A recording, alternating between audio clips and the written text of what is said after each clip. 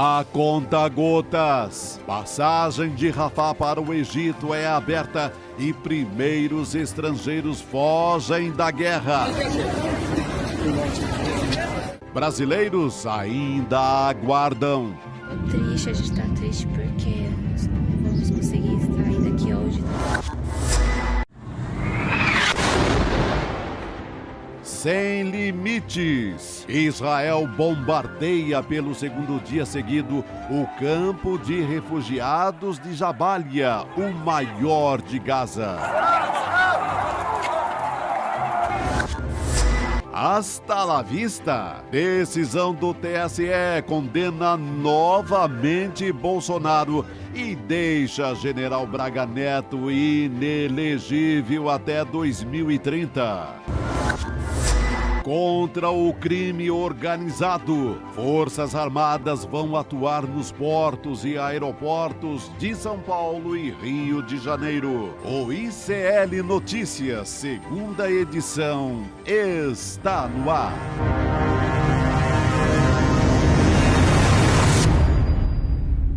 Olá, boa noite, seja muito bem-vindo, seja muito bem-vinda. Boa noite a você que nos assiste dos canais do Instituto Conhecimento Liberta Eduardo Moreira no YouTube. ICL Notícias, segunda edição, está no ar. A partir de agora você fica muito bem informado, muito bem informada. Já começo esse programa destacando duas notícias importantes aqui. Vamos dar uma olhada aqui no nosso telão. Lula decreta garantia da lei e da ordem nos portos e aeroportos do Rio de Janeiro e de São Paulo. Então, o presidente Lula anunciou hoje um pacote de medidas para combater a atuação do crime organizado nos estados brasileiros. A principal ação é justamente essa GLO nos portos e aeroportos do Rio de Janeiro e de São Paulo até maio do ano que vem, 2024. Vão ser 3,7 mil agentes, pelo menos, das Forças Armadas e das Polícias Federal, Rodoviária Federal.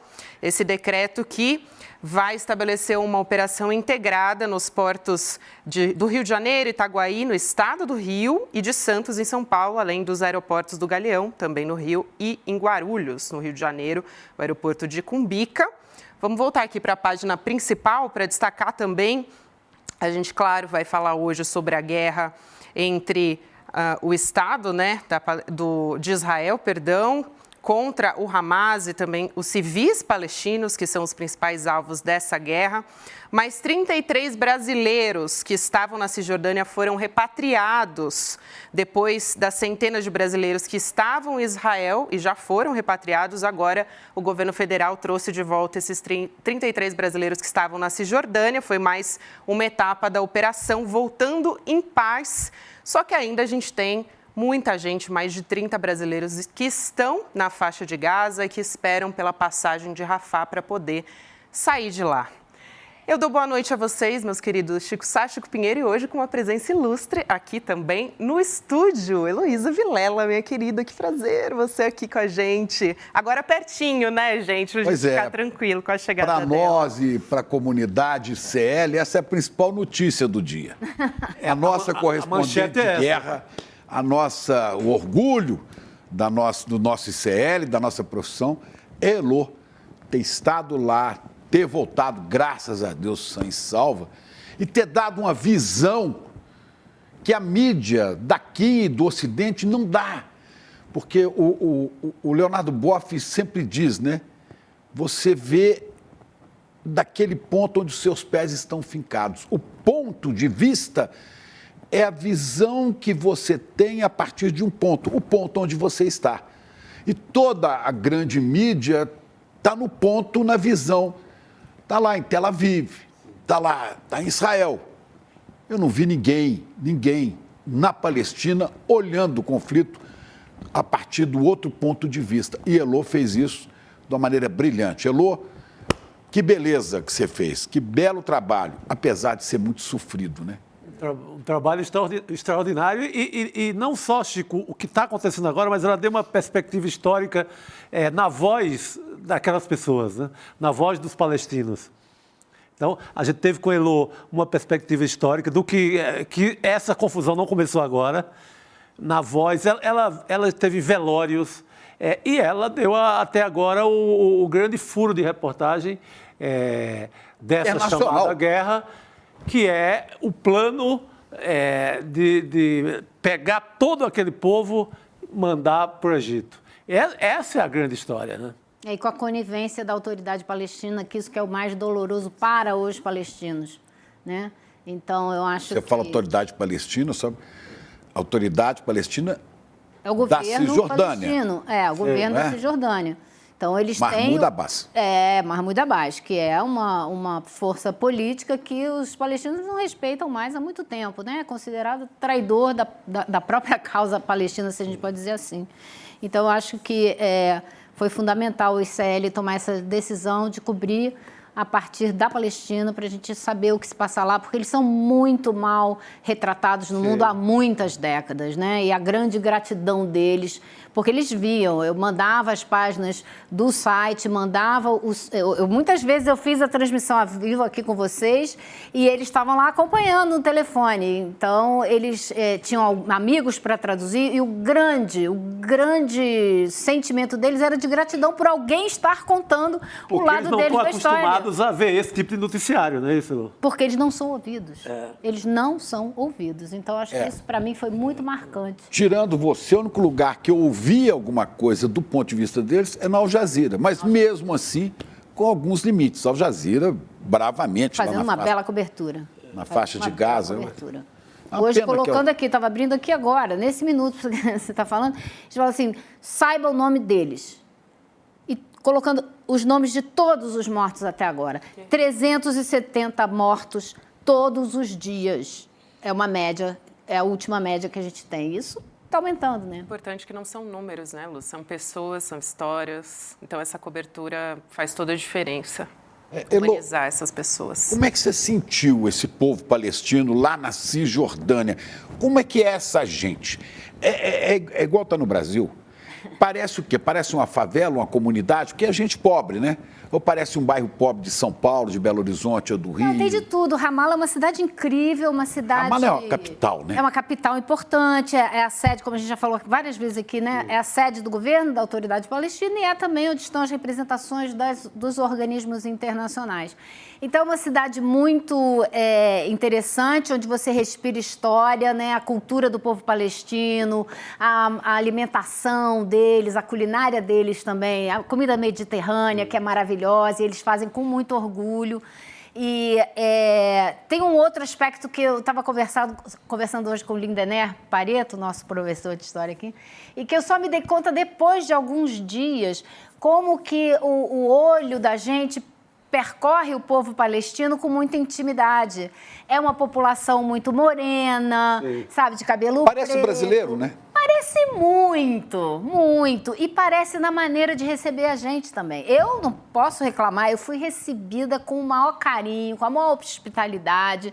Né? Eu soube até que num dos lugares que eu tive muito frequentemente lá, que o dono expulsou 2 jornalistas essa semana, porque um deles chegou lá e queria sair entrevistando um europeu, com aquela empáfia.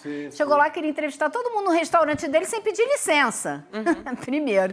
E o segundo, que foi lá, que se não me engano era francês, que ele viu que estava cobrindo a guerra o tempo todo, dando a visão dos israelenses, sem menor crítica. Ele falou, aqui não, você pode se retirar, muito obrigada, até a próxima. Enfim, então eu me senti muito bem, muito à vontade. Acho que a gente tem uma empatia com eles muito fácil. É um povo que se comunica com a gente, apesar da barreira da linguagem, muito bem. Você dormiu em casa deles, né? Dormi em casa de família palestina. Comida com eles. Aliás, eu vi uma coisa rapidinho aqui, a maneira como os filhos cumprimentam o pai, né? O filho pegou a mão do pai, deu um beijo, botou na testa e depois deu um beijo no rosto do pai. Eu achei aquilo tão lindo, porque é de afeto e de respeito ao mesmo tempo. Então, eu tive a oportunidade de estar dentro disso e ser recebida super bem. Igual quando a gente era criança, né? Que antes de dormir, benção, tomar né? benção seu pai. Pai, mãe, avó. Bença pai, bença mãe, bença avó. Até hoje, quando eu volto lá, mesmo. A minha família também. Você ainda toma benção. Não tem mais a quem tomar benção. Então, toma benção. Meu pai ligava todo sábado para todo mundo, nós somos 8 filhos, né? Ele ligava para todo mundo para dar a benção do fim de semana. Depois que ele faleceu, agora é minha mãe que faz isso. Eles vivem nesse espírito familiar. Muito, muito família. E a religião pesa muito para eles? Pesa muito e é um fator muito determinante na maneira como eles me diziam, você pode andar na rua segura, de manhã, de tarde, de noite, de madrugada. Não tem assalto, ninguém vai te incomodar, não vai ter assédio. E eu, no dia de ir embora, eu tive que sair muito rápido, né? Porque a gente aqui decidiu que, olha, Elô, vem, porque o negócio está ficando estranho. Eu comprei umas tâmaras para deixar de presente para o dono do café que me recebeu, me transformou o café dele no meu escritório. E ele não estava, era muito cedo. Eu deixei pendurada na porta da rua, com um bilhete para ele. 3 horas depois ele me ligou para agradecer, porque ninguém pega. Ninguém pega, tá lá, ninguém furtou, ficou lá. Então, realmente, é muito bacana. Eu voltei de lá com um afeto enorme pelas pessoas que eu conheci, até brasileiros palestinos também conheci. Agora, muito tensos? O clima Olha, entre Chico, eles... Eu vou te dizer o seguinte, eles têm a certeza de que eles são o próximo alvo do governo de Israel. Acabando a faixa de Gaza, Israel vai se voltar, como já está, a gente tem noticiado, né? Tem ataques lá. São mais de 100 mortos já nos territórios ocupados da Cisjordânia. E eles sabem que Israel não vai parar na faixa de Gaza, vai expulsar todos os palestinos da faixa de Gaza e depois virar para a Cisjordânia e vai expulsá-los dali para anexar o território inteiro.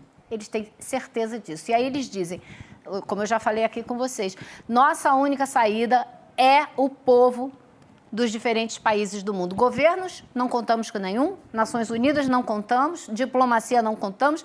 É o povo na rua, nos diferentes países, que pode nos dar alguma ajuda, pressionando seus governos para tomarem alguma decisão. Olha, a gente pôs aqui um mapa, até para você poder mostrar para a gente, né, como é que foi essa sua viagem, né?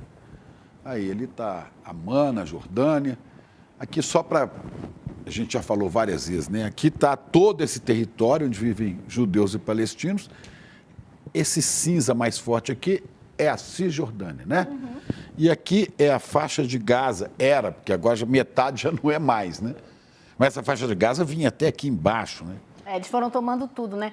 Eu viajei, pessoal, cheguei por Amman. Na verdade, eu saí do Brasil, cruzei pelo norte da África, saltei em Doha, no Catar. Aí de Doha, no Catar, eu viajei para Amman.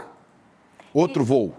Outro voo. E de Amman peguei um carro e segui para Jerusalém. Você pegou um carro da Jordânia e atravessou aí? Isso, que tem uma ponte. Sem problemas? Tem uma ponte, né? Sobre o Rio Jordão. Que liga os dois. Chama Ponte Rei Hussein, inclusive. Então, eu atravessei essa ponte e vim para Jerusalém.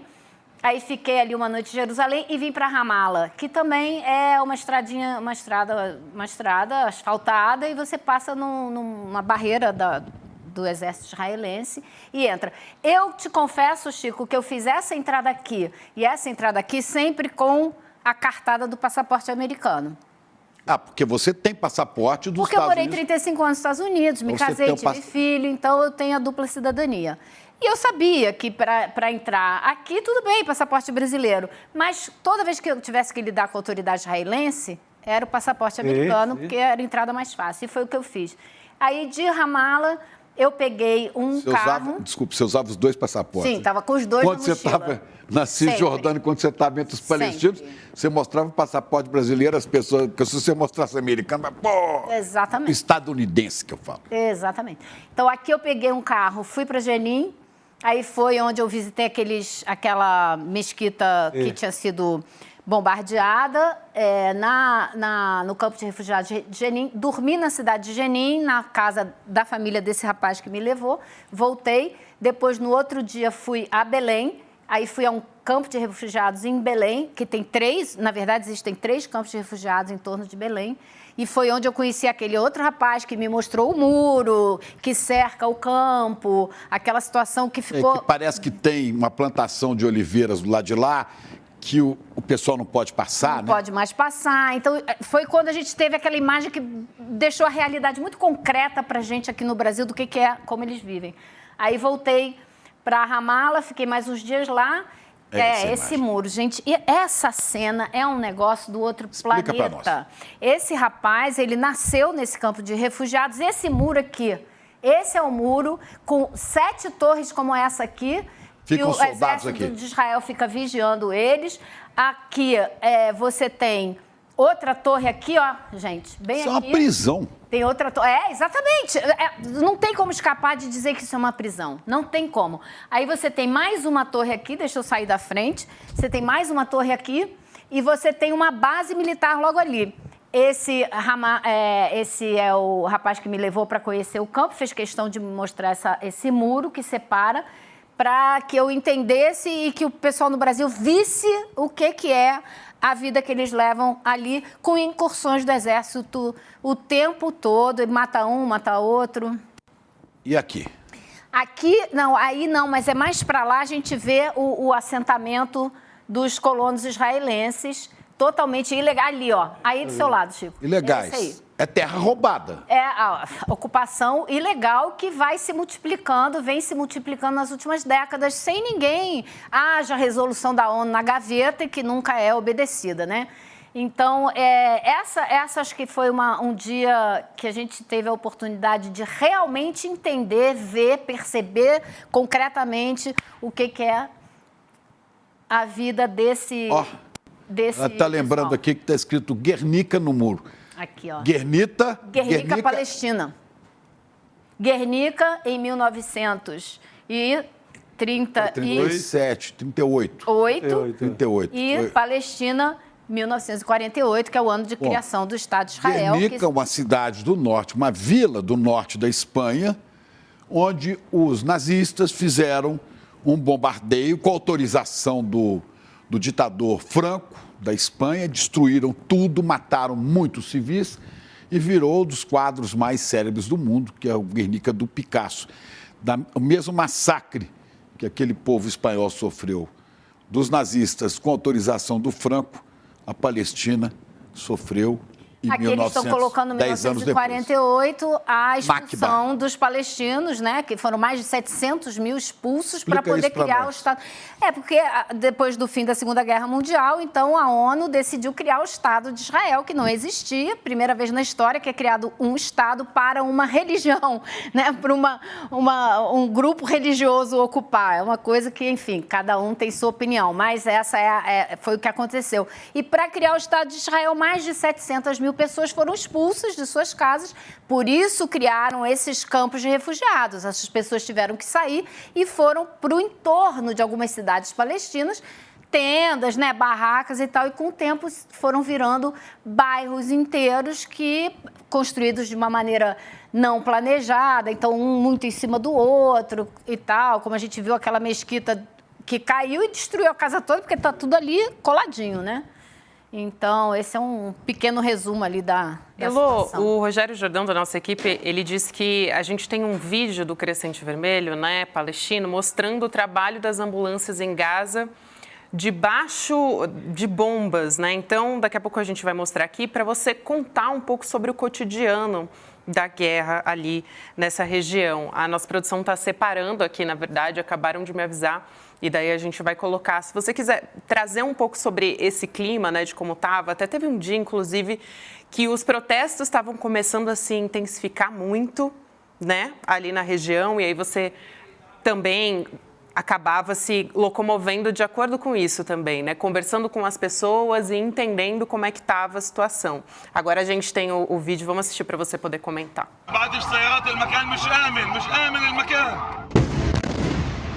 هيا قدامنا قدام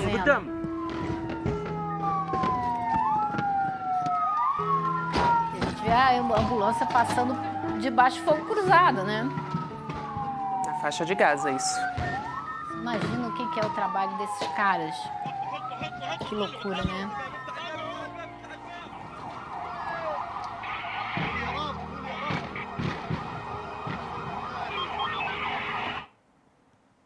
Aí, Elo, você estava na Cisjordânia, né? Estava bem diferente ali da faixa de Gaza. Mas como é que você estava sentindo o clima ali? Porque você visitou lugares que foram completamente destruídos, memórias que foram destruídas, né? Memórias de resistência, inclusive, aquele cavalo. Não sai da minha cabeça o cavalo que eles construíram com a sucata, né? Com a sucata das ambulâncias.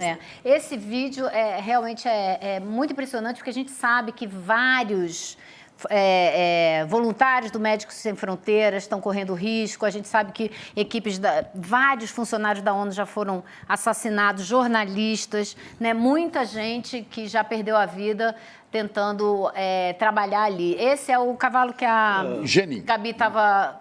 isso é no campo de Jenin, que eles construíram com sucata porque o cavalo representa liberdade e altivez, né?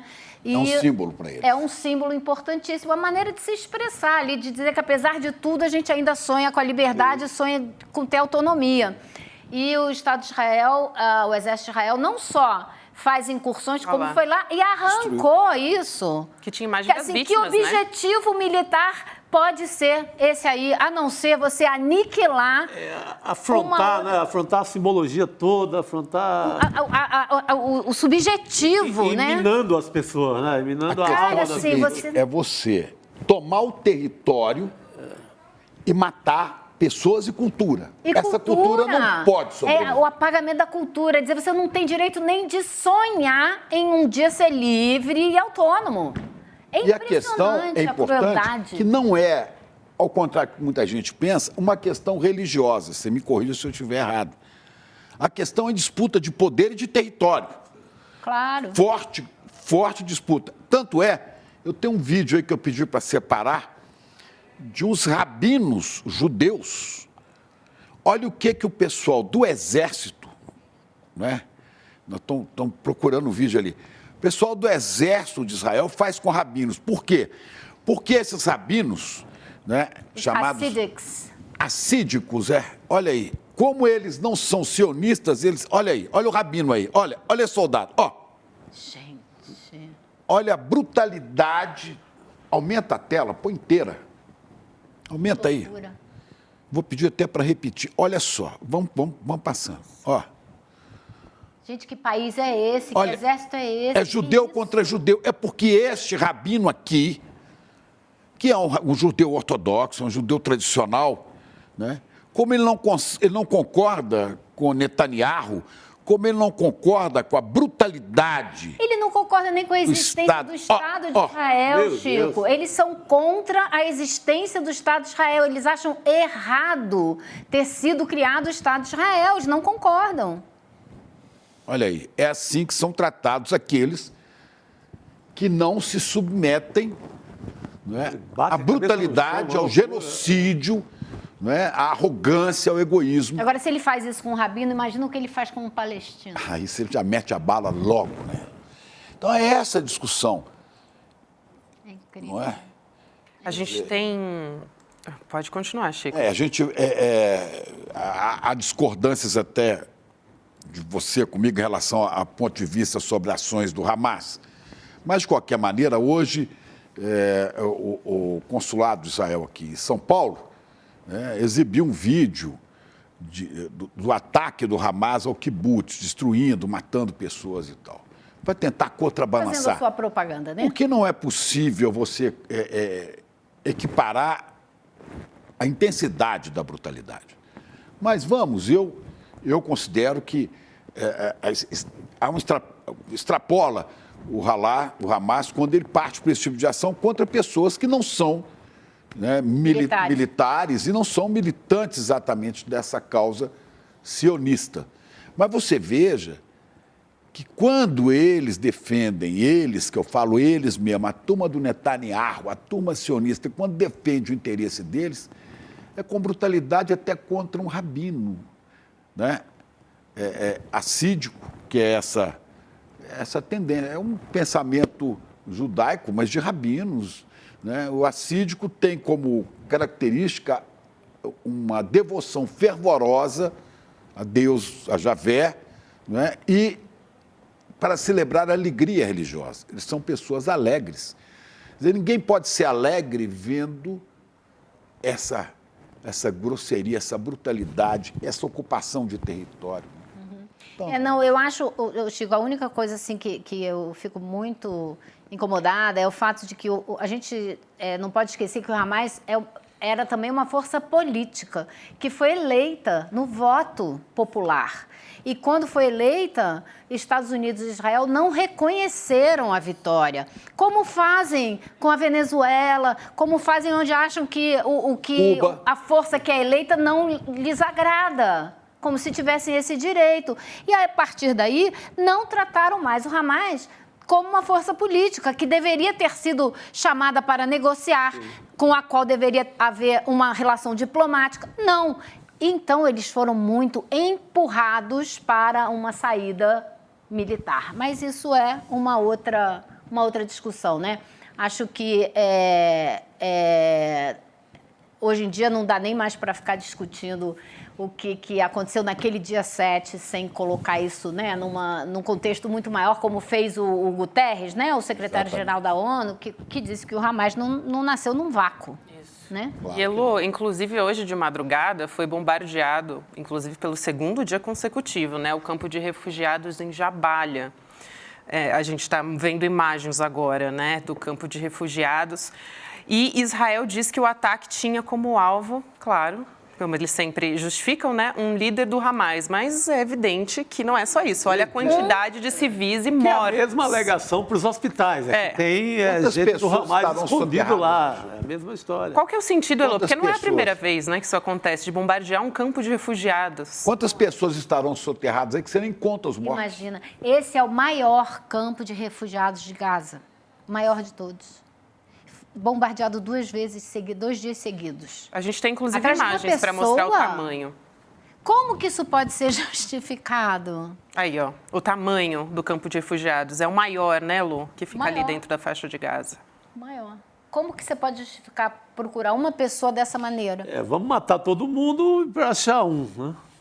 Inclusive, tem um dado produzido pela Al Jazeera, que, como a gente disse, tem feito uma cobertura importantíssima, né, do massacre cometido por Israel em Gaza.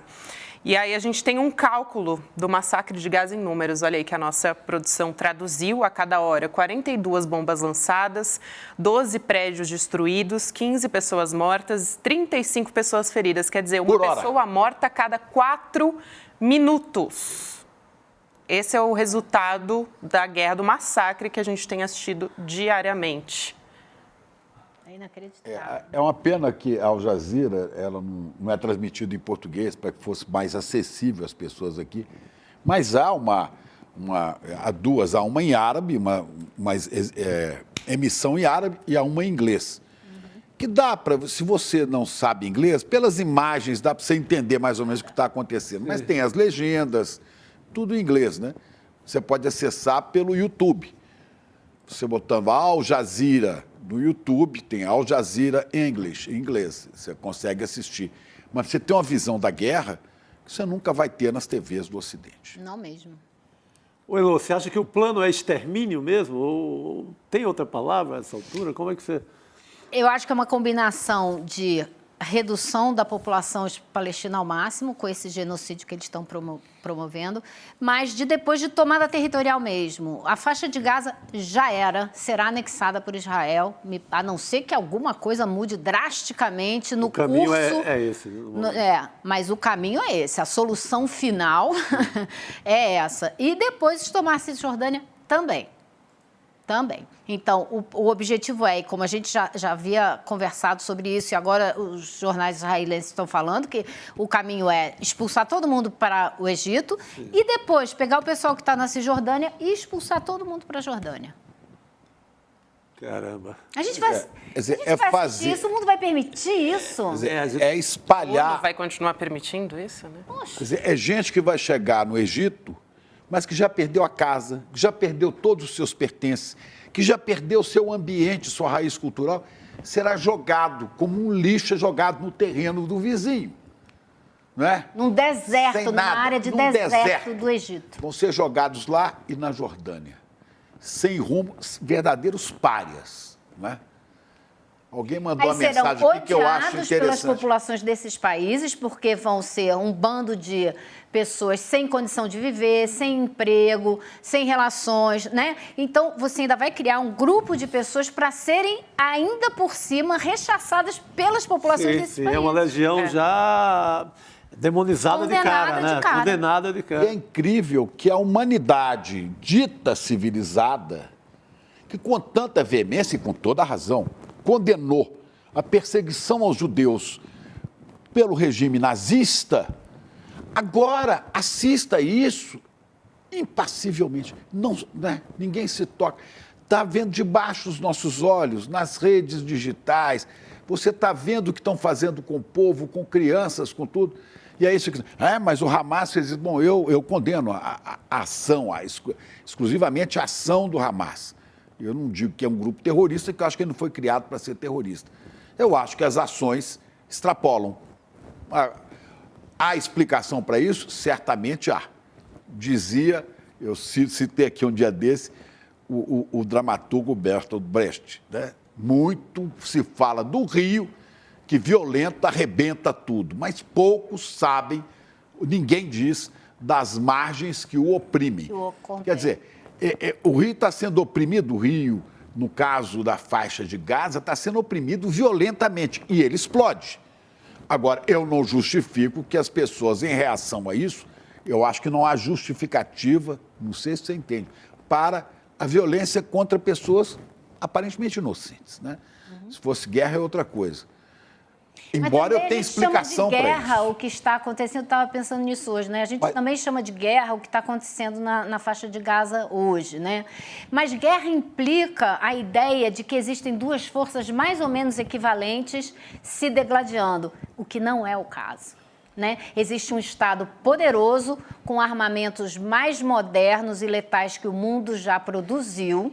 Tem bomba nuclear. Atacando uma população civil indefesa. Jogando fósforo branco. Sim. Que equivale mais ou menos a napalm que foi usado no Vietnã. Exatamente. Que é uma coisa que adere e queima as pessoas. E que é proibido internacionalmente. Pela Convenção de Genebra. É crime de guerra. E que pode promover incêndios mais facilmente, né? Não, mais intensos, muito mais difíceis de você apagar. Sim. E que não é a primeira vez que usa, já foi condenado anteriormente por causa disso, continua usando. E tem um efeito na pele que é uma coisa terrível, não é Exatamente. só... É cruel, né? Cruel. Eu entenderia, se fosse guerra, o seguinte, ainda que seja desproporcional, mas do lado de cá está o exército de Israel e do lado de lá estão armados os do Hamas. Seja o número que for, pode ser desproporcional, mas você tem uma guerra aí, que um lado é mais poderoso que o outro.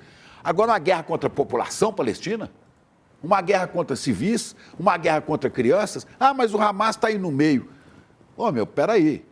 E me assusta muito, né, como eu falei, que o silêncio, né, da mídia, dos governos do Ocidente, né? Olha, o povo não, o povo está indo para as ruas. Está indo para as ruas em Londres, em Berlim, nos Estados Unidos, né? Isso é fundamental. Inclusive judeus. Acho que vocês já falaram aqui Turquia, ontem, né, a respeito da falta... E na Turquia, uma loucura.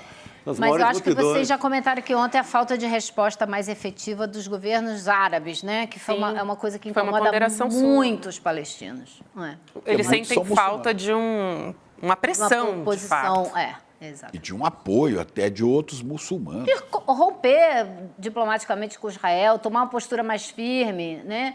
Que eu acho que a gente também já chegou nesse ponto. O Brasil vai ter que tomar uma postura mais firme. Como fez a Bolívia. Como fez a Bolívia, vai ter que coordenar uma resposta. O Brasil tem toda a condição de coordenar uma resposta da América do Sul e da África juntos a essa situação. Com bloco, né? Com bloco. O que a Bolívia cobrou no Brasil foi nesse sentido.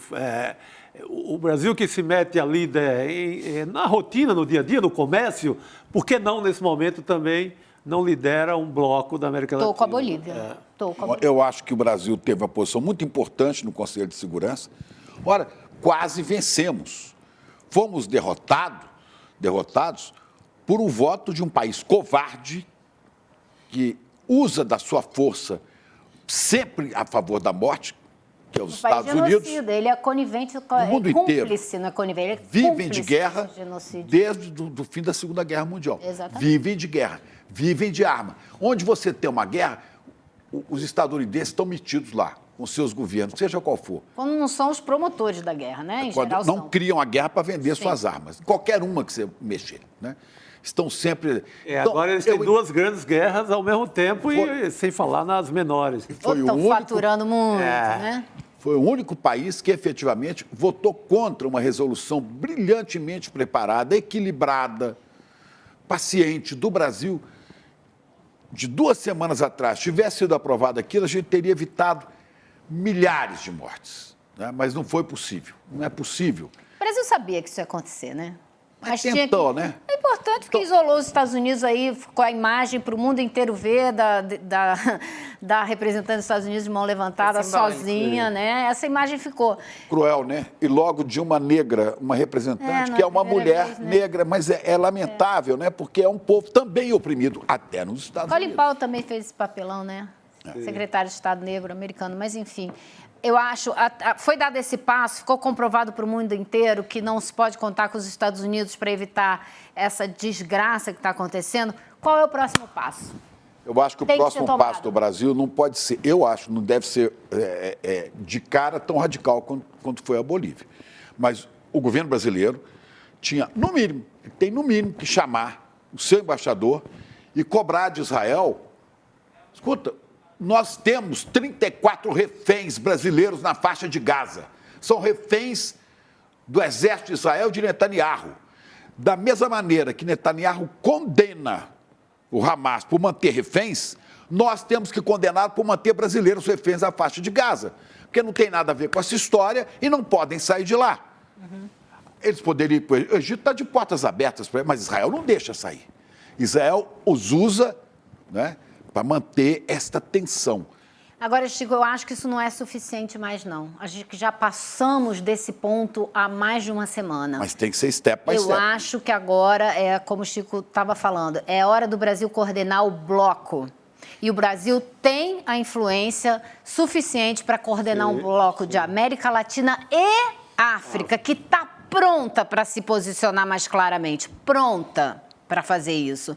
Então, tem que coordenar a África, a América Latina e trazer a China para junto, para ir fazer uma pressão maior. Nós sabemos que o presidente Lula tem um tráfego fantástico na África, na América Latina. Por isso. E sabemos que o presidente Lula é um pacifista, é um humanista, né, e que não defende. Ele tem se contido em certos limites, até porque há brasileiros lá. Tem toda essa questão que o presidente não pode se expor de repente. Mas, passo a passo, o Brasil tem que começar a ocupar essas posições. Aliás, hoje a gente teria aqui uma entrevista, prevíamos, não sei se vai haver ainda com... Aparentemente teríamos, não. Né, mas parece que não consegui, com o embaixador do Brasil em Israel, e eu iria perguntar, o Fred Meyer, eu ia perguntar a ele exatamente isso. Escuta, os brasileiros são reféns de Netanyahu e o Brasil não vai fazer nada, vão continuar reféns até quando? Há a promessa de que até sexta-feira eles saiam, que hoje saiu uma lista de 16 países, né? Isso. Ô Chico, mas são famílias brasileiras que estão presas e sendo maltratadas. Sim, concordo com você. Estão passando fome, estão passando sede, estão doentes, brasileiros, tem um avião esperando lá de cá para trazê-los. Eles não podem sair dali. Ainda tem as ameaças de morte toda hora, bomba estourando, né? Tem detalhes sobre isso, dessa... tortura de reféns brasileiros por Netanyahu. Dessa fronteira que foi aberta parcialmente, né, com o Egito, foi lá em Rafah, no sul da faixa de Gaza. A gente tem falado sobre essa fronteira todos os dias, porque é justamente por ali que poderia entrar ajuda humanitária. Hoje, cerca de 500 estrangeiros cruzaram a fronteira, mas nessa lista dos que saíram não estão os brasileiros, né, que são cerca de 30, como a gente estava falando no início do programa. Essa primeira leva, disse o Itamaraty, teve cidadãos da Austrália, Áustria, Bulgária, Finlândia, Indonésia, Jordânia, Japão, República Tcheca, além do pessoal da Cruz Vermelha e das ONGs também que estão atuando ali, mas a gente ainda está na espera dos brasileiros. A gente não... o dado que me fez confiar que eles saem até sexta é porque não saíram cidadãos americanos hoje também. Os estadunidenses continuam, fala estadunidenses. Continuam lá que eu não entendi. Nesse sentido... passa uma confiança, não? Se tivesse saído já os estadunidenses, os norte-americanos, eu ainda chamo norte-americano por causa de um vício antigo. Mas norte-americano é o Canadá, o México, né? Mas norte-americano já coloca eles no outro canto, nós somos sul-americanos e tal. Mas isso é que me leva a crer que até sexta saiam também os brasileiros, que sejam contemplados numa lista. Mas se tivesse saído já de cara... Alguns países aliados e outros não. Opa... A gente não sabe qual é o critério, né? Isso. A gente não sabe qual é o critério. Nada E por que revelado, 500? não é revelado. Por que não 2.000 de uma vez? Sim, não tem espaço para passar todo mundo? Tem. Então a gente não sabe qual é o jogo político que está... Talvez tenham segurado os estadunidenses por algum outro tipo de negociação que está rolando que a gente não sabe, né? Sim. Então porque é muito difícil não há saber. sequer o perigo para o Egito, aquela desconfiança que já vão ficar por aqui, porque são estrangeiros, vão viajar, os aviões estão esperando, então não teria nem esse risco, né? É muito difícil de entender a lógica desse processo de liberar as pessoas a conta-gotas, como também o processo de deixar entrar ajuda humanitária a conta-gotas. Comida, remédio, água. Que isso? 20 caminhões. Eu estava vendo aqui as imagens. Né? Olha essas imagens. São prisioneiros. Quem está de lá são prisioneiros de Netanyahu, que está torturando essas pessoas, sejam palestinos, sejam brasileiros ou estadunidenses. Inclusive, Elo, eu queria trazer aqui uma informação de um ato falho. A gente não pode rodar o vídeo, né? Mas a gente tem um print. Aconteceu na CNN, gente, essa história. Olha só, a gente está vendo aqui na tela, CNN Internacional. E aí quem falava era a porta-voz do primeiro-ministro de Israel. E aí que ela cometeu um ato falho gravíssimo, dizendo o seguinte: nós estamos atacando apenas civis. E aí logo depois ela se corrigiu e falou: a gente está matando apenas os terroristas. A gente não pode reproduzir esse vídeo, né, porque é da CNN, mas foi um ato falho que repercutiu muito. Todo mundo nas redes sociais ficou comentando, né? Isso aí já valeu a existência do judeu Sigmund Freud. Que explicaria esse ato falho. Ato falho não é ato falho. Ato falho é você dizer uma coisa que é real num descuido, digamos assim. Você não estava de plantão consigo mesmo, saiu a verdade, escapou a verdade. Então, o judeu Freud já previa esse tipo de situação. Agora eu vou te contar que fábrica de produção de terroristas que tem a faixa de Gaza e a Palestina em geral. 8.000 terroristas já que estão mortos, né? Nunca vi a fábrica de produção de terrorista tão eficiente como essa. 8.000 terroristas. É surreal, né? Faça-me um favor, né? Terrorista de 2 meses de idade, terrorista de 1 ano, terrorista de 3. Né? Grávidas, mulheres, idosos, crianças.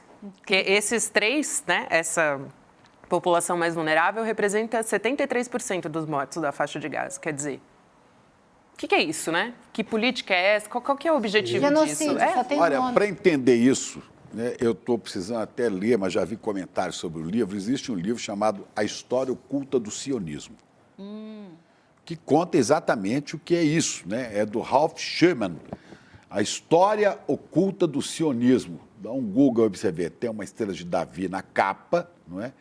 E esse livro conta o que se faz pelos interesses do sionismo contra tudo e contra todos. Inclusive, denuncia que esse pensamento do sionismo, que começou no século XIX, fez com que, olha só, que alguns líderes sionistas chegaram a se articular com nazistas. Sim.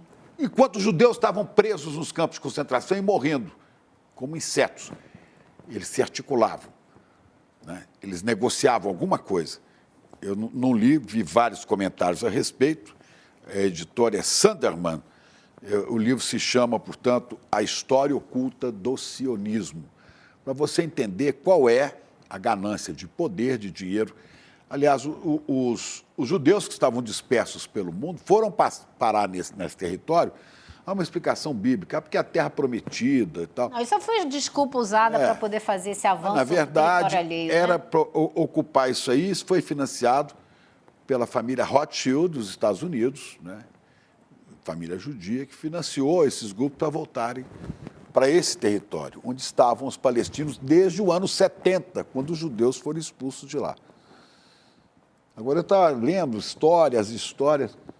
Esse povo que estava lá antes de 70 a.C., era muito misturado, porque no fundo, o judeu e o palestino têm a mesma raiz. É o mesmo povo. Claro. Né? Claro. E agora a coisa fica desse jeito, que há interesse. Inclusive, seguindo com as nossas atualizações aqui, gente, esse ataque que a gente falou lá em Jabalia, né, dentro da faixa de Gaza, recebeu condenação internacional. O Alto Comissariado de Direitos Humanos da ONU diz que pode configurar crime de guerra. Não é surpresa, né? Surpresa para um total de 0 pessoas que seja isso, mas é importante, né? O Craig Mokhiber, o ex-diretor do escritório em Nova York do Alto Comissário da ONU para Direitos Humanos, disse o seguinte: esse é um caso exemplar de genocídio, deu nome, hein? O projeto colonial europeu, etnonacionalista e de colonos na Palestina entrou em sua fase final rumo à destruição acelerada dos últimos remanescentes da vida indígena palestina na Palestina. E aí se manifestaram, ou seja, condenaram oficialmente a Arábia Saudita, o Catar, Emirados Árabes Unidos, o Egito, o Paquistão e o Irã. Esse ex-diretor do escritório de Nova York, do Alto Comissário da ONU, ele é ex-diretor agora, ele acabou de entregar o cargo. E ele entregou o cargo com essa carta, assim, que colocou todos os pingos nos is, usou todas as palavras, como vocês estão vendo aí, para explicar o que é que está acontecendo ali. Olha o que disse o alto diplomata da União Europeia também, para assuntos internacionais, o Josep Borrell. Eu acho que talvez a gente tenha o print, mas, de qualquer forma, eu estou aqui com a frase que ele falou. Com base na posição clara do Conselho da União Europeia de que Israel tem o direito de se defender em conformidade com o direito humanitário internacional e de garantir a proteção de todos os civis, estou consternado com o elevado número de vítimas na sequência do bombardeamento por parte de Israel do campo de refugiados de Jabalia. Quero chamar aqui para se juntar a nós a Cris Serra. Gente, hoje está demais a nossa mesa de mulheres. Aê, Cris. Hoje é boa noite, Cris. Isso. Oi, pessoal, boa noite. Que alegria estar aqui. Eu queria, gente, antes de mais nada, já vou aqui aproveitar e quero dar os parabéns para essa querida Elô Vilela. Te dar parabéns pelo trabalho, Elô. Eu juro, estou até emocionada de falar isso com você, de ver a tua competência, o trabalho de excelência, jornalismo de excelência que você fez lá, porque você fez o que é importante fazer numa cobertura de guerra, né? Que é dar rosto, que é humanizar, né, as pessoas que estão no centro do dilema da guerra. É importante você entender e noticiar as estratégias militares, o jogo geopolítico, mas o principal é a gente lembrar sempre que tem gente ali que está sofrendo, e esse é o ponto de vista mais importante da cobertura de guerra. E você nos trouxe isso, parabéns. Estou muito feliz de poder te dizer isso aqui, nesse momento. Obrigada, Cris. Eu acho que assim, é isso aí mesmo, né? Não dá para ficar fazendo cobertura de jogos de guerra, joguinho de war. Não se trata disso, né? São as pessoas que estão lá e é isso que interessa. E eu acho que é isso que o ICL me deu a oportunidade de fazer, né? Vamos lembrar que a gente não é uma grande empresa de telecomunicação com 50 mil pessoas, um orçamento gigantesco. Não, a gente é uma empresa pequena, mas é um grupo comprometido com um lado dessa história, né? Comprometido com as pessoas que não têm voz, comprometido com as pessoas que estão sofrendo esse massacre. Então, eu fui agraciada com essa oportunidade e aprendi demais com o povo palestino, aprendi demais com essa viagem e tô doida para voltar lá assim que a gente tiver condição para ver o resultado quando essa loucura, com essa marcha da insanidade terminar. Eu posso só me juntar, Cris, porque assim, o nosso chat, Elô, desde que você chegou, as pessoas estão assim, muito felizes de ter você aqui na bancada junto com a gente. Então, vou ler alguns comentários aqui. A Ieda Nascimento dizendo: eu estou com meu afeto renovado, Elô, por ter você aqui. Flaus Limoeiro, grato pela Heloísa representar o Brasil no território palestino, mais do que a comunidade CL. Ele diz o Brasil, levar um pouco do nosso carinho e empatia pelos palestinos. Reginaldo Ribeiro, Elô, parabéns pelo seu trabalho, assim como disse a Cris. José Leonel, tem que escrever um livro, hein, Elô Vilela? Tem muito que contar. Já ficou aqui, já deixou Só se aqui a dica a Cris me der mais aulinhas de como a gente escreve um livro, porque essa experiência ainda não tenho, né? Mas olha, eu me sinto muito aqui em família, primeiro porque eu adoro vocês, né? Mas segundo, lembrando uma coisa, nós três trabalhamos juntos, no mesmo tempo, nós somos contemporâneos na Globo. Sim, verdade. E quando a gente estava na Globo, a gente reconhecia no trabalho de uma, no trabalho de outra, sempre uma visão humana. Eu nunca vi vocês fazerem um jornalismo burocrático e atrelado ao poder. Nunca vi a Cris fazer isso cobrindo Brasília, nem você. Apesar de ter sido obrigada mais de uma vez a trocar o texto da minha matéria pela direção da empresa, onde eu tinha escrito o ativista palestino, eu fui obrigada a falar o terrorista palestino. Então, esse Você já cuidado... cobria Palestina naquela época? Já, Você estava nos Estados Nova Unidos. York, né?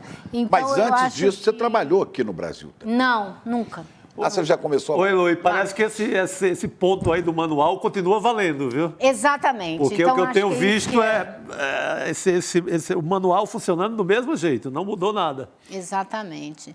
Então, Cris, eu queria saber como é que você está vendo aí a possibilidade de saída política para essa situação. Como é que você está vendo o posicionamento do governo brasileiro? Eu conversei com muita gente de ontem para hoje, depois que eu voltei, e tem gente que acha que o Brasil está indo bem, negociando, tem gente que acha que é um absurdo não ter se colocado com mais força até agora. Eu queria saber como é que você está vendo isso tudo aí.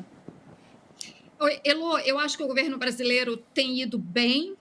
Ele está, acho que de ontem para hoje, ou talvez amanhã, não, hoje, né? Terminou a presidência dele à frente do Conselho de Segurança da ONU. Hoje. Então, naquela posição, o governo brasileiro tinha que manter, né, tinha que procurar o equilíbrio, né?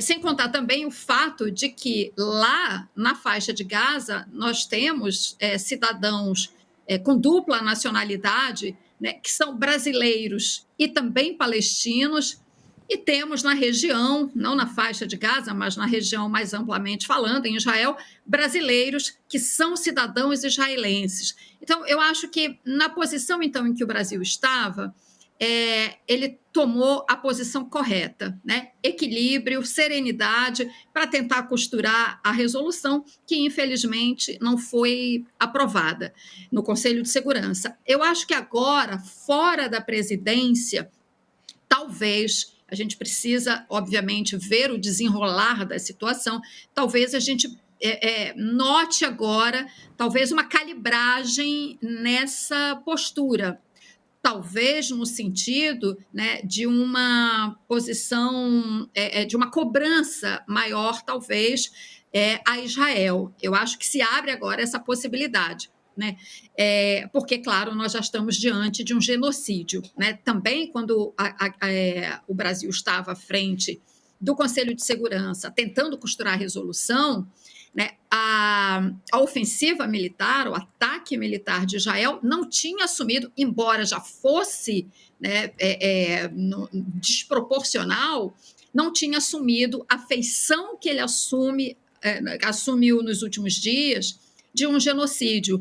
Vocês estavam trazendo há pouco a posição de um ex-alto funcionário da ONU, o porta-voz do Fundo das Nações Unidas para a Infância disse ontem em Genebra que a faixa de Gaza se transformou num cemitério de crianças. Né? Então, o que nós estamos assistindo agora, de fato, é um processo de genocídio. E para que não paire nenhuma dúvida sobre isso, basta lembrar, por exemplo, nos anos 90, na Guerra dos Balcãs, houve uma situação lá de massacre de 8.000 pessoas num vilarejo, né? As forças sérvias atacaram o vilarejo, mataram mulheres, idosos, crianças. Foram cerca de 8.000 pessoas massacradas nesse ataque, na Guerra dos Balcãs, que é o número que nós estamos vendo agora já, né? Que já passa de 8.000. Né? Eu sei que não se mede vidas por números, né? Mas nesse debate que a gente está travando sobre a total desproporcionalidade do ataque militar de Israel, é importante a gente trazer referências. Esse ataque que eu mencionei na Guerra dos Balcãs foi considerado um genocídio. Então, nós estamos, sem dúvida nenhuma, diante de um genocídio, e é por isso que eu acho que talvez a gente possa ver uma calibragem, uma pequena mudança na posição do governo brasileiro.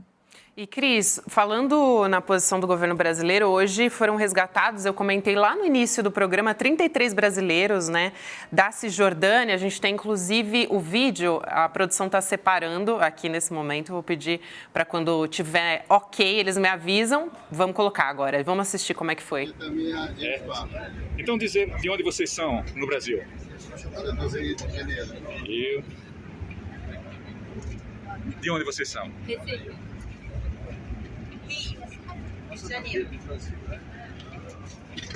De onde vocês são no Brasil? Santa Catarina, Barra Velha. Sou de Brasília. De onde vocês são no Brasil? Fortaleza. Fortaleza. Volta a casa. De onde vocês são no Brasil? Vai, amor. É abençoada por Deus. Amém. Antes de passar para a Cris, Elô, você conhece uma dessas pessoas, né? Conheceu? Eu pessoalmente não, mas as pessoas que eu conheci lá em Ramallah me identificaram essa mulher que está no vídeo aí agora, de óculos, como uma brasileira que estava lá, que era casada, se separou, estava vivendo de fazer, entre outras coisas, fazer limpeza, estava com uma criança e que está conseguindo voltar para o Brasil agora. E o que eu acho que aconteceu com muitas dessas pessoas que estão nesse ônibus é que elas queriam muito sair de lá e não tinham nem as condições financeiras, algumas delas. E o governo brasileiro, então, conseguiu pegar essas pessoas, colocar todas juntas no mesmo transporte e tirar de lá, ainda bem, né? Ainda bem. Graças ao prefeito de Sorocaba. Segundo o folclore, o prefeito de Sorocaba... Se alguém não entendeu a piada, porque é uma brasileira que chegou na primeira leva, chegou a agradecer o prefeito de Sorocaba que tinha mandado um avião buscá-la, né? Pois é. E você vê gente do Brasil inteiro aí, né? Até conterrâneos do Ceará, de todos os lugares. De tudo quanto é canto. É isso aí. Inclusive, eu estou aqui acompanhando, né? Enquanto a gente conversa, eu fico o tempo inteiro atualizando o site do Al Jazeera, que está fazendo essa cobertura minuto a minuto. O Médicos Sem Fronteiras disse que 22 funcionários do Médicos Sem Fronteiras, né, no MSF, podem sair de Gaza, deixar Gaza. O grupo humanitário disse que o pessoal estava lá desde o dia 7 de outubro e uma nova equipe, incluindo uma médica especializada, já foi identificada e está pronta para entrar em Gaza assim que a situação permitir, para apoiar a resposta humanitária e médica. Então, eles têm que fazer esse trânsito, né? Todas essas pessoas que estão trabalhando ali em ajuda humanitária, só que a gente sabe que é muito difícil essa entrada ali por Rafah. Imagina a coragem de entrar lá agora, né? Sim, não, e as condições de trabalho. Estavam fazendo cirurgia com a luz, a lanterninha do celular. Então... Operando crianças, amputando pernas e fazendo cirurgia sem anestesia. Sabe o que é isso? Porque não tem anestesia. Então, teria que ter garantido essas condições humanitárias de fazer uma cirurgia, de cuidar dos feridos. Saíram apenas 81 pessoas. Em situações mais alarmantes, assim, digamos, de saúde, mas o hospital está apinhado de gente. Falando em hospital, desculpa até te interromper, Chico, mas eu achei uma notícia muito grave aqui. O Ministério da Saúde disse que Israel bombardeou uma maternidade no hospital Al-Elou de Gaza. Então, ataques aéreos de Israel atingiram uma maternidade num hospital lotado de mulheres, né, uma maternidade, e também funcionários da equipe médica na cidade de Gaza. Isso foi o que disse o porta-voz do Ministério da Saúde palestino, uma informação oficial da Palestina. E aí, agora há pouco, ele falou com a imprensa sobre isso e disse que a maternidade foi transferida do principal hospital Al-Shifa de Gaza para o hospital Tawat al-Helou, o último dos quais foi bombardeado agora. Então, ele diz que Israel está sufocando o sistema de saúde, interrompeu a entrega de suplementos, né, de medicamentos e combustível e inundou Al-Shifa com milhares de feridos, forçando esses profissionais do Ministério da Saúde a transferir os serviços de maternidade para o hospital Tawat al-Helou e abrir espaço para mais feridos. E agora a gente tem aí mais uma notícia de um bombardeio. Assim, eles chamaram de bombardeios, né? Na verdade, pelo que eu estou entendendo aqui, porque eu estou traduzindo aqui a informação, mas eles tiveram que receber essas pessoas, esses pacientes, do hospital que foi bombardeado, e aí o hospital maternidade ficou completamente lotado por conta dessas pessoas, né? E aí eles fazem um apelo para que a comunidade internacional, para que todas as pessoas intervenham de forma urgente para deter Israel e proteger os hospitais que estão numa situação de calamidade aqui. Esses fatos...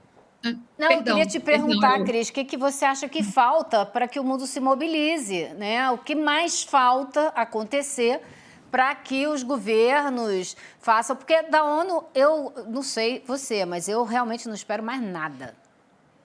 Não, eu também concordo com você. A ONU está completamente paralisada, imobilizada por causa dos Estados Unidos, né? Que usam e abusam do poder de veto e são aliados incondicionais de Israel. Agora, esses fatos, isso que a Gabi acabou de relatar, tudo isso se coaduna com uma estratégia que está claríssima, né? Que é de asfixia, de sufocamento do território, né? De deixar aquelas pessoas numa situação tão catastrófica, né? Que ela vai criar já criou, né? Mas vai agravar a tal ponto essa crise humanitária que vai chegar uma hora que essas pessoas vão ter que sair e por algum lugar. O mais provável é o Egito. Você, aliás, trouxe essa informação, né? Isso que a gente está vendo se coaduna com aquela informação que você trouxe, que é justamente para possibilitar a tomada do território, né? Vai chegar um momento que aí Israel entra e anexa esse território, ocupa, enfim, e sabe-se lá qual vai ser a situação do ponto de vista jurídico, né? Internacionalmente falando, né? Se a ONU vai assistir a tudo isso de braços cruzados. Agora, que a estratégia claramente é empurrar essas pessoas para fora da faixa de Gaza a qualquer custo, né? Para que Israel entre e tome conta do território. Olha só, também quem se pronunciou foi a França. O ministro de Relações Exteriores da França disse que está profundamente preocupado por conta dos bombardeios em Jabalia, né, o campo de refugiados. É interessante, né, porque a França não deixou as pessoas, não queria que as pessoas se manifestassem. Sim, quer permitir manifestações lá nas ruas. Não só isso, o Macron foi lá falar com o Netanyahu, fazer o beijamão lá com o Netanyahu e disse depois que todo o esforço de guerra que os países da Europa estavam utilizando para enfrentar o Estado Islâmico deviam ser reorientados para combater o Hamas. Combater o Hamas... É combater o povo palestino. É combater o povo palestino, é matar mais gente.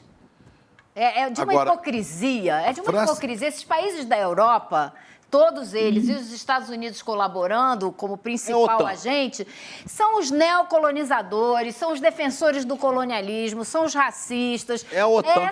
São essas forças até hoje contra as quais a gente está se vendo, né? Eu não sei, Cris, mas eu realmente... Totalmente. Perde. Essa é uma guerra de caráter colonial. Quer dizer, esses poderes coloniais são responsáveis pela situação, historicamente, que tem ali há pelo menos 75 anos, quando você leva à criação do Estado de Israel, você cria um ambiente de tensão permanente naquele território, vem as guerras, Israel, em 1967, expandiu seu território, né? Passa a ocupar os territórios palestinos, criando essa situação de apartheid, e esses mesmos poderes coloniais, o mapa é autoexplicativo, né? A evolução aí da ocupação territorial. Esses mesmos poderes coloniais e os Estados Unidos, né, que tem uma agenda própria ali para o Oriente Médio, o Irã, etc., né, são eles que dão sustentação a essa guerra. Israel, sozinho, né, sem esse suporte. Eu não digo que Israel não teria a ousadia de fazer o ataque que fez, né? Mas a perspectiva que a gente tem agora é de uma guerra de efeito prolongado, né?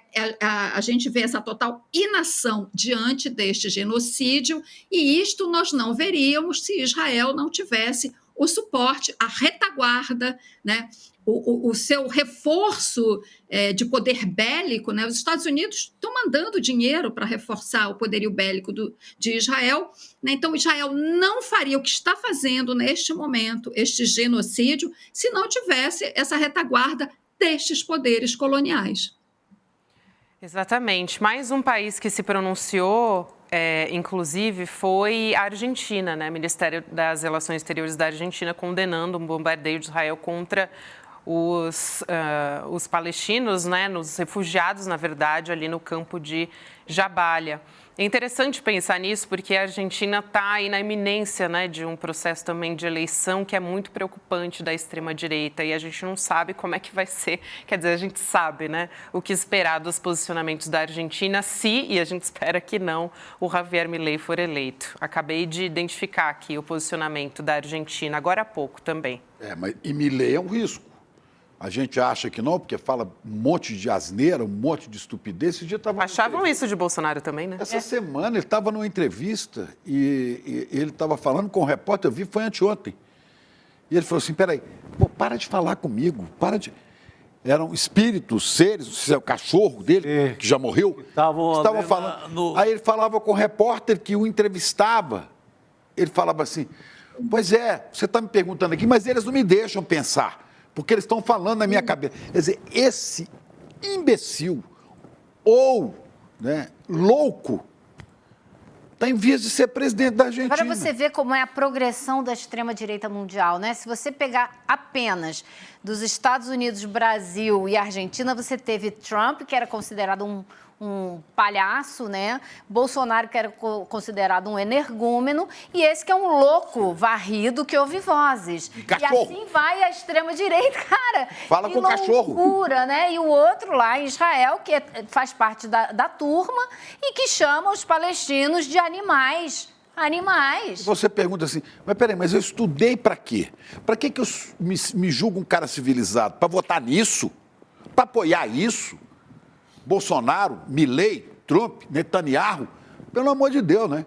Quer dizer, eu creio que nós chegamos a um nível de inteligência, de conhecimento, que não podemos permitir esse tipo de domínio político desses imbecis. Eu, infelizmente, acho que não, Chico. Acho que a humanidade, enquanto humanidade, desenvolveu tecnologias incríveis, chegou à Lua, depois inventou a internet, mas como humanidade não evoluiu nada. Tem um amigo meu que fala, eu não acredito mais na humanidade, pelo menos no atacado não, no varejo ainda acredito. Ainda tem alguns exemplares, né, que se salvam. Diz o doutor João Gabriel Afonso. Desculpa, Cris, eu não estou no melhor dos meus humores, sabe? Nenhum de nós tá, mas a gente ri. Eu te entendo, Elô, eu te entendo. Ô, Elô, deixa eu aproveitar papo aqui de repórter para repórter, rápido, eu não sei aqui o tempo, não quero...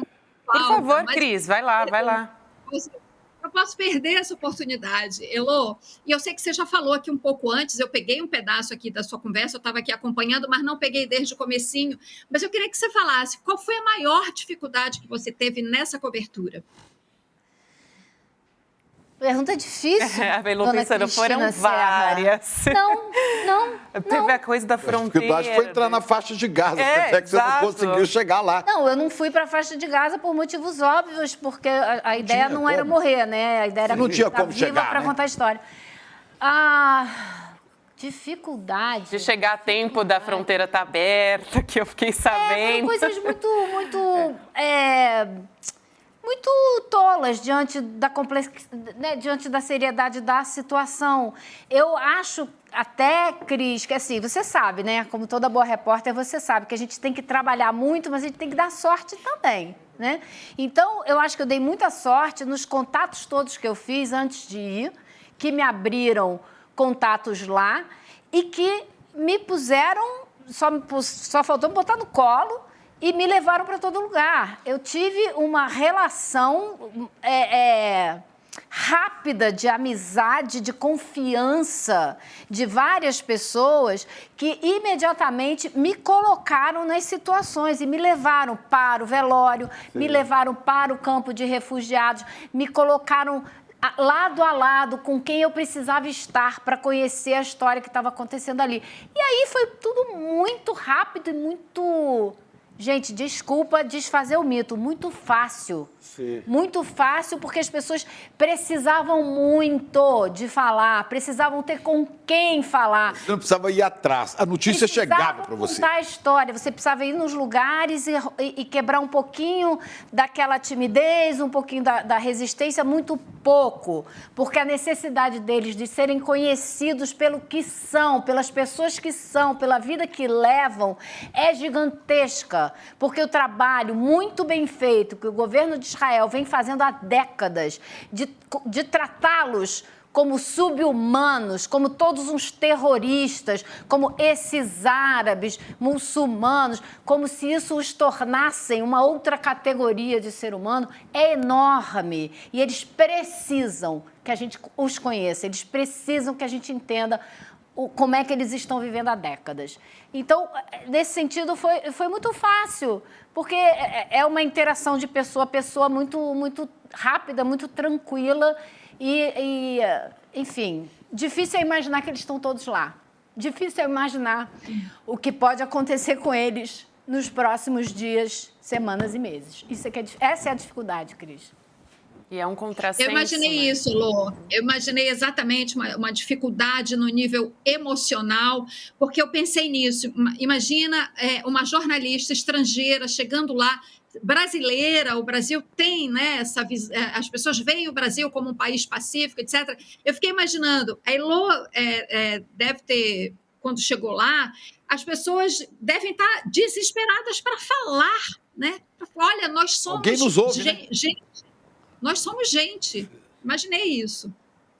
Exatamente. Quando eu estava saindo daqui, Cris, eu comecei a fazer um diário para o ICL Notícias. E no aeroporto de Brasília eu escrevi o meu primeiro texto. E eu terminava o texto falando, eu não sei o que eu vou encontrar lá, mas eu tenho certeza que eu vou voltar para um apartamento, para um teto, para uma cama, para uma comida. E que eu, com certeza, vou deixar lá um monte de gente que não vai ter isso, ou que daqui a pouco não vai ter.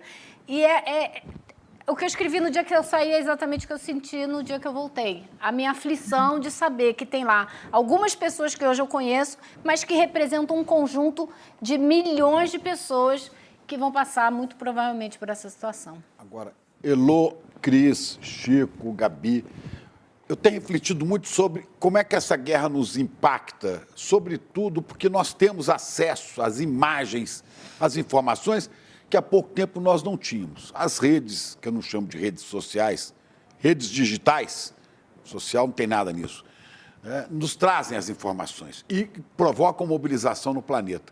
Mas eu estava pensando, Chico, que é o seguinte, nós temos gente aqui nesse país que vive a faixa de Gaza. E vou te dizer, e tão intensamente quanto os palestinos, por exemplo, os nossos povos originários, os povos indígenas.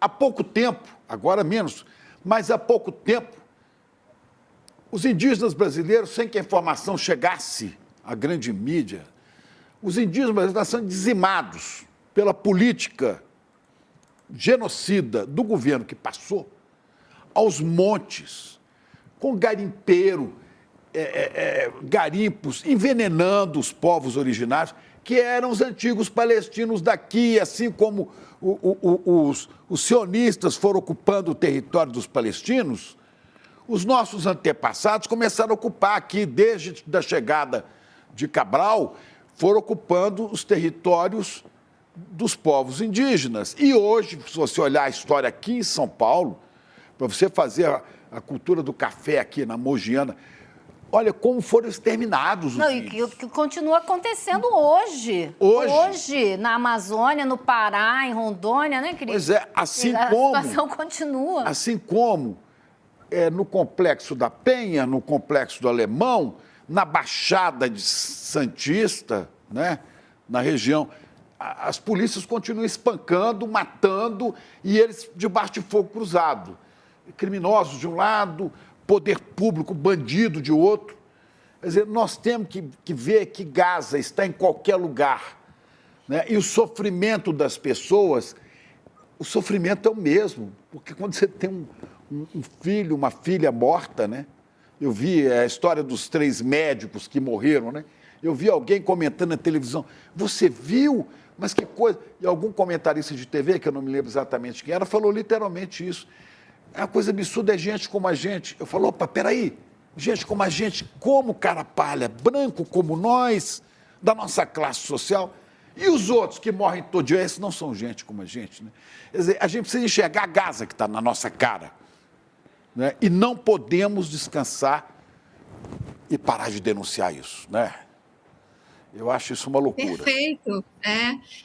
As nossas guerras, né? As guerras do Brasil, né? Tem até um documentário sobre isso. As guerras que começaram lá em 1500 e que nos chegam até hoje. Acaba de ser assassinado, dias atrás, um líder quilombola no Maranhão. Um líder indígena que esteve na ONU agora, dias atrás, fazendo uma denúncia também, invasão de terras, foi assassinado, foi encontrado morto, supostamente por um afogamento, melhor dizendo, mas é muito estranho voltar de uma denúncia na ONU e o indígena morrer por afogamento, né? Os indígenas são conhecidos, né? Eles nascem e já estão nadando, né? A criança nasce, já está ali no rio. Enfim, então são as nossas guerras também, a gente não pode perder esse olhar aqui, com certeza. Acho que o Chico lembrou muito bem isso.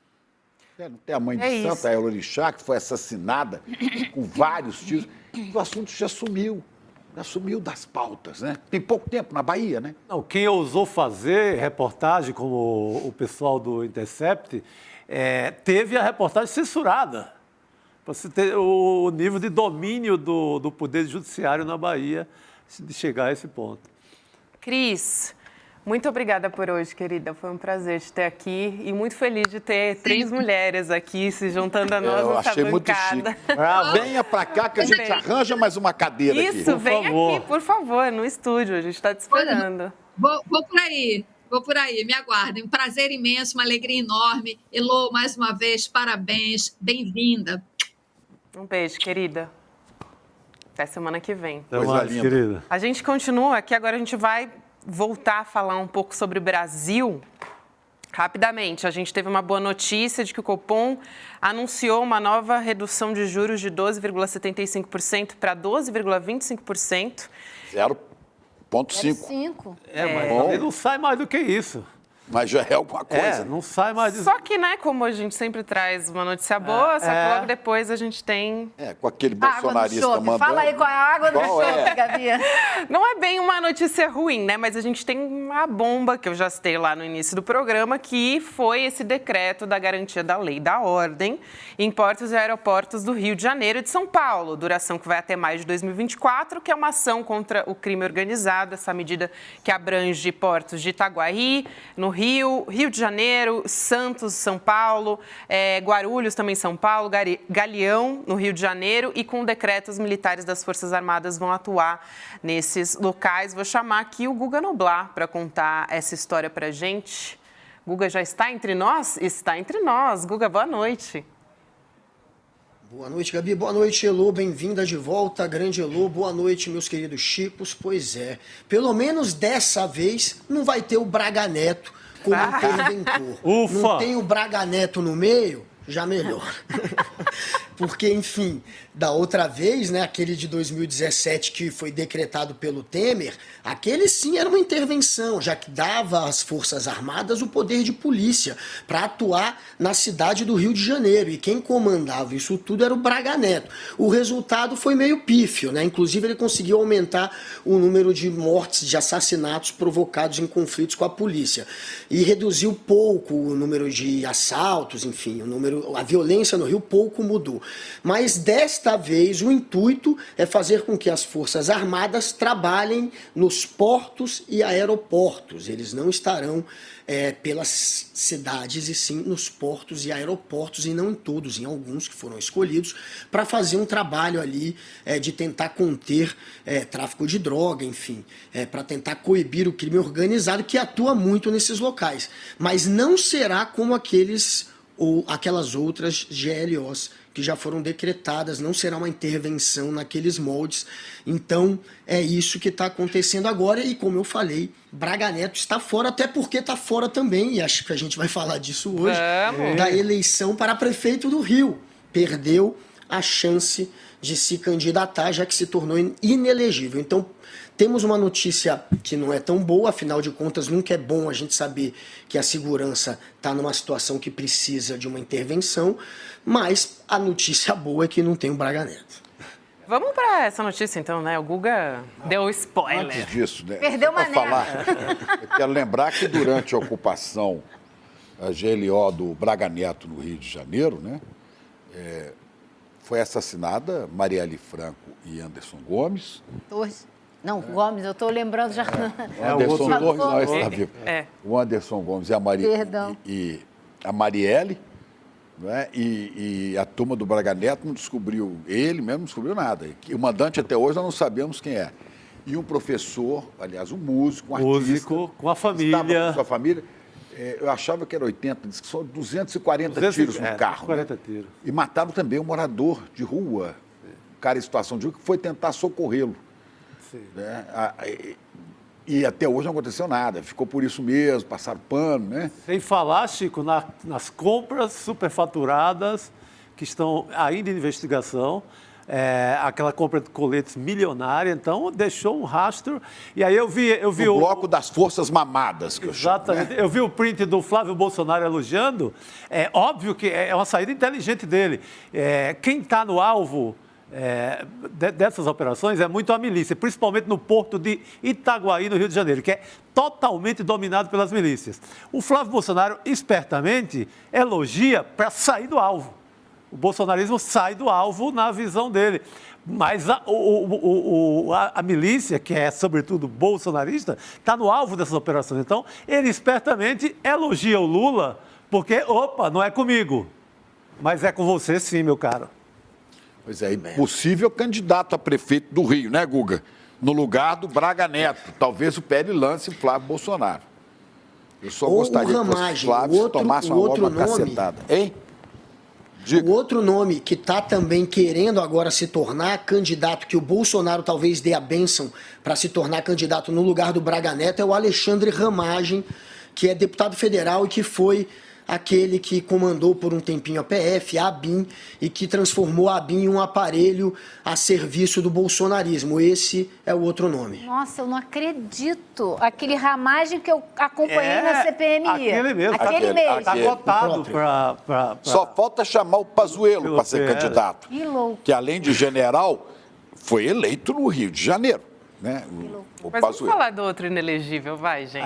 Por favor. O Guga adiantou, né? Então vamos, olha só, o TSE condenou por 5-2 Jair Bolsonaro, de novo, e o general Braga Neto. Eu que mandei isso pra cá. Cartaz de filme, aumenta aqui, aumenta, por favor. Põe inteiro aqui o cartaz, aqui, ó. Olha aqui. Um filme de TSE. A história do imbrochável e seu fiel general. Os inelegíveis em cartaz até 2030. Eu adorei, ainda tem a bandeirinha do Brasil ali no canto. Aí, Deus, Pátria e Família assistiram e gostaram. O TSE, ele condenou, né, porque o Braga Neto, claro, todo mundo sabe, foi candidato a vice na chapa do Bolsonaro, mas foi por uso eleitoral das comemorações do bicentenário da independência, ou seja, no dia 7 de setembro do ano passado. Quem se lembra dessa história, né? O Bolsonaro fez o discurso lá do imbrochável, né, gente? Foi essa ocasião. Não foi aquele da fumaça? Daquele tanque, não, aquele tanque foi um ano antes. Sai o tanque. Esse foi o tanque da Marinha, né? Cada 7 de setembro era uma surpresa mais desagradável do que a outra, né? Cada 7 de setembro o mito trazia um mico maior, né? Esse aí foi o do imbrochável, só imbrochável. o periquito ali de verde, né? E o interessante é que ontem, durante o julgamento, teve um momento que ficou 3-3 para tornar o Braga Neto inelegível, né? Depois, o relator, o Benedito Gonçalves, voltou atrás no voto dele, por isso que terminou 5-2. Mas teve um momento que estava 3-3. O desempate era do Alexandre de Moraes. E aí ele citou, para condenar o Braga Neto, uma entrevista que ele tinha dado. Para quem? Para a Jovem Pan. Logo depois do dia 7, onde ele usava o evento do bicentenário para fazer campanha. E aí o Alexandre de Moraes diz isso. Olha, na entrevista, ele mesmo praticamente confessa que aquilo era só uma campanha. Ele não cita o bicentenário. Ai, vamos ver o vídeo, Guga. Vamos ver o vídeo, por favor. Boa, vale muito a pena. Gente, a gente não pode perder essa oportunidade. Vamos assistir o vídeo, por favor. Uma cena de vida patética e triste para o Brasil, uma cena que foi veiculada no mundo todo, o presidente simplesmente afastando o presidente de Portugal e chamando o seu cabo eleitoral vestido com a sua tradicional vestimenta verde periquito, vestido para fazer campanha. Ele faz a apresentação agora para o presidente, né, e aí dá o início ao desfile. Né, então é o primeiro elemento de desfile. Na sequência a gente via ali também depois os veteranos, né?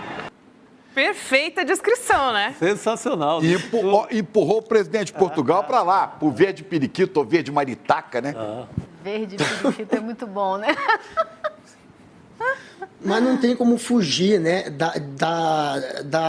do óbvio. É claro que isso foi um elemento de campanha. É claro que nenhum outro adversário, candidato, tinha esse poder de usar o Estado, um evento do Estado, para transformar num comício. E é óbvio que o Braga Neto fez parte disso tudo, ele estava lá, e que o Braga Neto depois, inclusive, usou em entrevistas este evento para continuar tentando fazer essa narrativa de que o Bolsonaro estava bem, de que o Bolsonaro tinha, portanto, uma plateia de eleitores, que ele usou isso como propaganda eleitoral durante essa entrevista para a Jovem Pan também. Então ficou óbvio que o Braga Neto fez parte também desse abuso de poder político e econômico. Ele se valeu, junto com o candidato majoritário da chapa, para se dar bem eleitoralmente. E eles conseguiram muitos votos, sim, com esse tipo de campanha, esse tipo de evento. Ainda bem que não foi o suficiente para se reeleger, apesar de terem tentado corromper o país, de terem usado as economias do país, distorcendo o que poderia ser feito com ela para tentar comprar voto. A gente viu que eles tentaram comprar voto, várias medidas políticas que não poderiam acontecer na reta final da campanha aconteceram para ganhar a eleição na base da compra de votos, e ainda bem que não deu certo e agora estão pagando por isso. Eu posso só fazer uma pergunta aqui, talvez você possa responder. É o meu alcance? Não, é porque a gente passou rapidamente sobre essa adoção dessa GLO, né? E eu acho super preocupante a maneira como o governo Lula está tratando a questão da criminalidade no Rio de Janeiro, adotando medidas que me parecem muito mais medidas de governos de direita. Não sei se é uma coisa eleitoral no Rio, que a gente sabe que a população do Rio de Janeiro tem se mostrado super conservadora, né, para lá de conservadora, ou se é assim mesmo que eles veem esse problema e assim que ele tem que ser tratado. Eu acho preocupante essa história de colocar as Forças Armadas, assim, no palanque de novo, é sempre preocupante. Eu acho que eles não estão ainda com moral suficiente para estarem em operação nenhuma. Acho que teríamos que passar por um processo de investigação, de punição, aí sim convocaríamos Forças Armadas para qualquer finalidade. Tem a vantagem de eles não estão mais na futrica de golpe, pelo menos tem o que fazer. Estão lá no aeroporto, estão lá no porto, tentando fazer alguma coisa. Eu estava muito mais preocupado antes de ouvir o Flávio Dino. Quando o Flávio Dino começa a apresentar, né, Guga, essa medida, ele se volta completamente para a Constituição e diz, os militares, Marinha, a aeronáutica está no aeroporto junto com a PF, porque o artigo tal da Constituição permite isso. Só seria possível estar eu ter aqui Polícia Federal agindo junto com um cara da aeronáutica se eu decretasse uma GLO.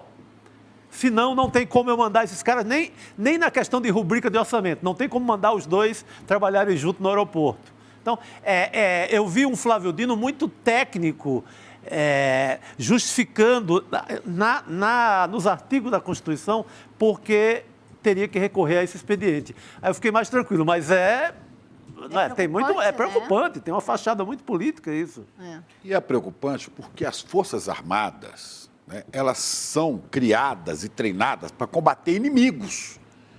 Inimigos são aqueles que, se existem, de outro país te ameaçam e tal. Entre brasileiros não deve haver adversários, a criminosos tem que ser contido, mas aí tem que ter forças policiais, que nem devia ser polícia militar, devia ser forças policiais. Né? Mas aqui eu também temo muito, porque como eles são treinados para combater inimigos, passa um professor de música e o cara dá 240 tiros. Isso, não é? Como aquele que a gente viu também entrando no condomínio, acho que em Niterói, e o militar viu o sujeito entrando, era um vizinho, fuzilou o cara, né? Porque... Você militarizar o projeto de segurança, né, Guga? Eu acho que isso é que eu estou tentando dizer. A preocupação é muito... Eu não sou uma pessoa que conhece esse assunto profundamente, mas eu acho preocupante. Eu tenho uma péssima notícia, uma boa, mas uma péssima notícia também. Nosso tempo acabou, né? São 7h30. Outro Sinapse está aí. Aqui recebendo a Elô, vai conversando. Boa, né? Mas a gente vai ter que... Eu sugiro, Guga, que você venha para cá, a Cris, a gente faz essa mesa aqui com todo mundo, e a gente fica jogando conversa assim, sem dar muita notícia. Você traz uma notícia, a gente roda, não é? E é isso, e jornalismo é isso também, né? Combinado, gente. Mas só um detalhe, o Cláudio Castro, claro que fez muita pressão, o governador do Rio queria muito, e ele inclusive já ligou no Lula para agradecer pela GLO. Então tem um lado político aí também. O bolsonarista. Mas é isso, galera. Amanhã estamos aqui. Bolsonarista. Não se esqueça. Que tem ali um pezinho também com alguns petistas. Ele tem uma ponte um pouquinho com o PT ali fluminense, mas ele é bolsonarista.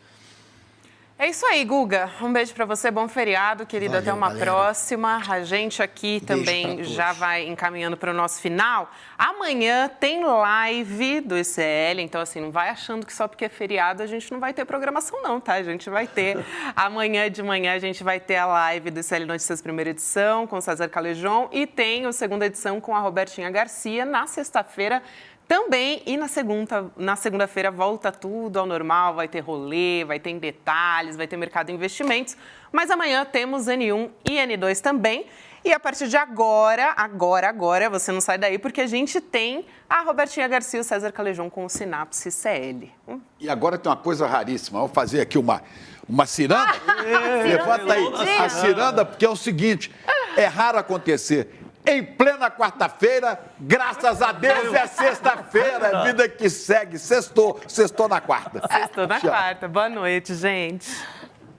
Vocês sabiam que o maior movimento social do mundo, com mais de 2 milhões de pessoas, é do Brasil? Pois é, mesmo sabendo que a gente vai incomodar muita gente, a gente resolveu revelar a verdade sobre o MST, o Movimento dos Trabalhadores Sem Terra. Você quer conhecer a verdade sobre o MST?